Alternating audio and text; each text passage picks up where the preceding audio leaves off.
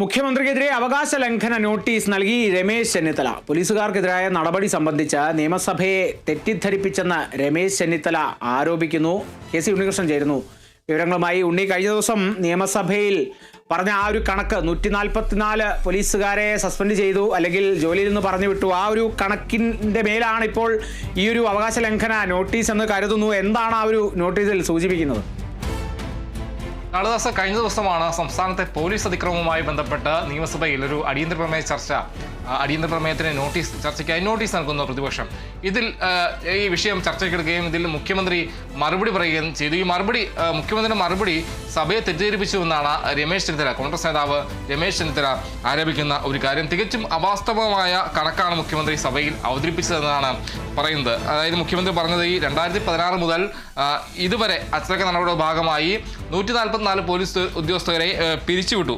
കുറ്റകൃത്യങ്ങളിൽ ഏർപ്പെട്ട 144 പോലീസ് ഉദ്യോഗസ്ഥരെ പിരിച്ചുവിട്ടുവെന്നാണ് മുഖ്യമന്ത്രി സഭയിൽ പറഞ്ഞത്. എന്നാൽ പിരിച്ചുവിട്ട പോലീസ് ഉദ്യോഗസ്ഥരുടെ പേരോ പദവിയോ അത് സംബന്ധിച്ച വിശദാംശങ്ങളൊന്നും മുഖ്യമന്ത്രി സഭയുടെ മുമ്പാകെ ഒരു ലിസ്റ്റ് പോലും വെച്ചിട്ടില്ല എന്നാണ് രമേശ് ചെന്നിത്തല ആരോപിക്കുന്ന ഒരു കാര്യം. തികച്ചും അവാസ്തവമായ ഒരു കണക്കാണ് ചെന്നിത്തല പുറത്തുവിട്ടത്, മുഖ്യമന്ത്രി പറഞ്ഞത് എന്നാണ് ചെന്നിത്തല ആരോപിക്കുന്ന ഒരു കാര്യം. ആഭ്യന്തര വകുപ്പിൽ പോലും ഇത് തെളിയിക്കുന്ന രേഖകളൊന്നുമില്ല എന്നാണ് ചെന്നിത്തല ഈ നോട്ടീസിൽ പറയുന്ന ഒരു കാര്യം. നിയമസഭയുടെ നടപടിക്രമവും അതോടൊപ്പം തന്നെ കാര്യനിർവഹണവും സംബന്ധിച്ച ചട്ടം 154 പ്രകാരമാണ് ഈ നോട്ടീസ് നൽകിയിട്ടുള്ളത്. എന്തായാലും ആഭ്യന്തര വകുപ്പിൽ പോലും ഈ രീതിയിൽ ഇത് സ്ഥിരീകരിക്കുന്ന കണക്കുകളൊന്നുമില്ല എന്നാണ് ചെന്നിത്തല പറയുന്നൊരു കാര്യം.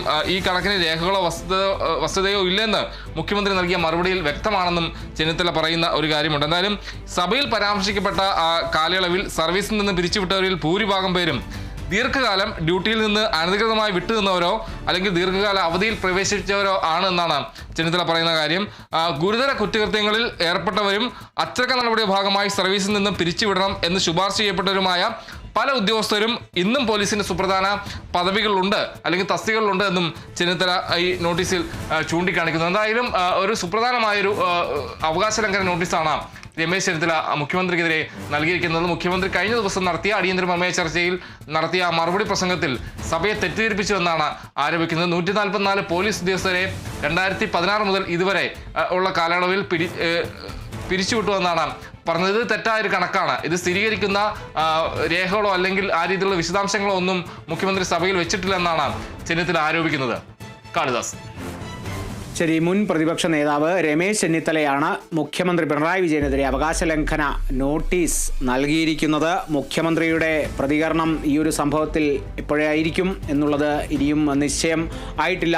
നാളെ സഭയില്ല, ഇനി 29-നാണ് സഭയുള്ളത്. അപ്പോഴത്തേക്കായിരിക്കുമോ മുഖ്യമന്ത്രിയുടെ പ്രതികരണം ഉണ്ടാവുക, അല്ലെങ്കിൽ ഇതിനെ തുടർന്ന് ഒരു പ്രതികരണം മുഖ്യമന്ത്രിയുടെ ഭാഗത്തു നിന്നും പ്രതീക്ഷിക്കാമോ എന്നുള്ളതിനെക്കുറിച്ചൊക്കെ നമുക്ക് കൃത്യമായ വിവരങ്ങൾ ലഭിക്കേണ്ടിയിരിക്കുന്നു. കെ.സി. ഉണ്ണികൃഷ്ണനാണ് വിവരങ്ങൾ നൽകിയത്.